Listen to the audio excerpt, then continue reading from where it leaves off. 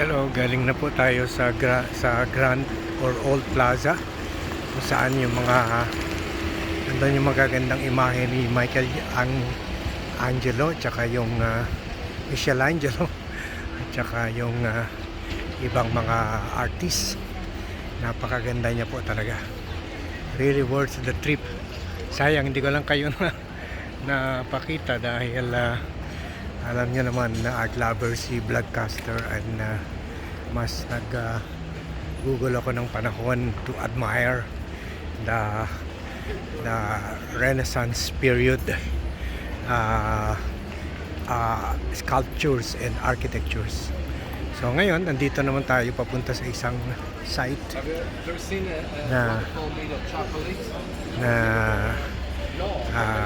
shopping area nila at saka may explain daw sa atin tungkol sa chocolate sa Benchi. Wow, waterfall. You see? Look. They don't allow people to put a finger, but it's real chocolate. That's okay. This is an old company established in northern Italy in the 19th century, and now they're all over actually. Okay, so let's proceed. Oops. Ayun, ang chocolate. Hindi lang daw pwede ilagay ng daliri.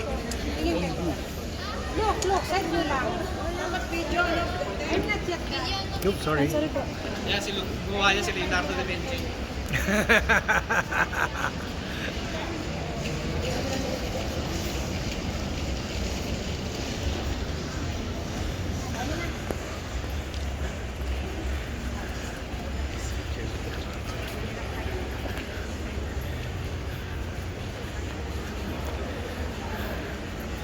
Ang gumawa nun si Leonardo da Chocolati.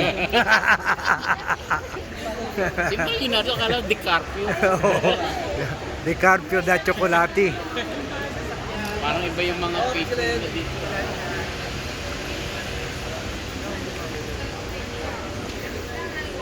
Oh, Wow! Tignan nyo po yung mga kwan. Marami dyan, hanggang tingin na lang tayo kasi medyo ganin po sa group tour, may mga schedules po.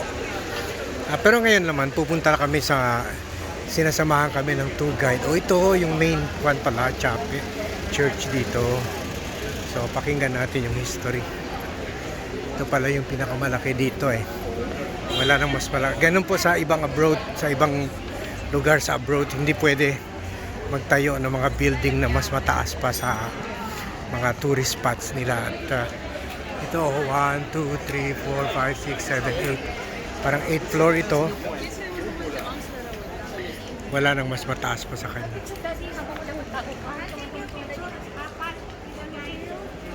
Marble. So you see, we got to the Cathedral of Florence. In Italian, we say the Duomo, the cathedral. It means the main church in town, built in the 1400.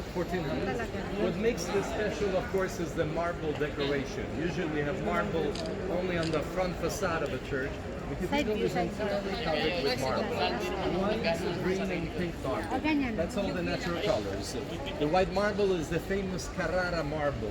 The bars are near the town of Carrara on the coast of Tuscany, and they're still used nowadays. Green marble comes from near Florence. Pink marble from Siena, south of Florence. So it's all marble from Tuscany. It all comes from the province of Florence. The cathedral was started in 1296 by Arnolfo, a local architect. It took 140 years to build it.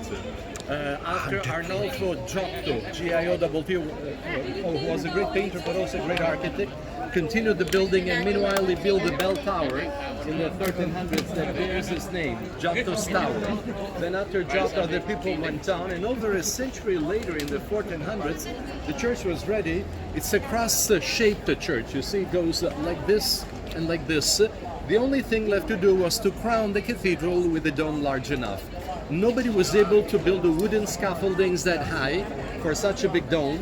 So it was open up there, where the dome is now for many years. When it rained in Florence, it rained into the cathedral as well. Eventually, Filippo Brunelleschi was the first great architect of the Renaissance, suggested to build a self-supporting dome without any scaffoldings holding it from the bottom. Everybody thought he was crazy, but they decided to let him try, and in 16 years, Brunelleschi built that dome, the biggest dome in the world then, you know, in those days. The dome up there, you see, the cupola. There are people on the top of that dome. Did you notice? Yeah, They yeah. climbed up 463 steps to get up there. Wow. No elevator. Climbing up the dome is not included in our tour. The view is beautiful, of course. Yes, the dome yes. is 114 meters high. It is the tallest building in all Florence still nowadays. Okay. Brunelleschi was a genius. Why did he think it was possible to build a dome without anything holding it from below? Because he had visited Rome. Renaissance, the revival of the antiquity of the ancient world. He went to Rome to study the ruins, the things that nobody cared before. And he went to visit the Pantheon. I don't know if you've seen the Pantheon in Rome, round temple built in the 2nd century. Yes. With that dome was the only big dome still existing in Europe in the 15th century. The other big domes of ancient Rome were gone by then. So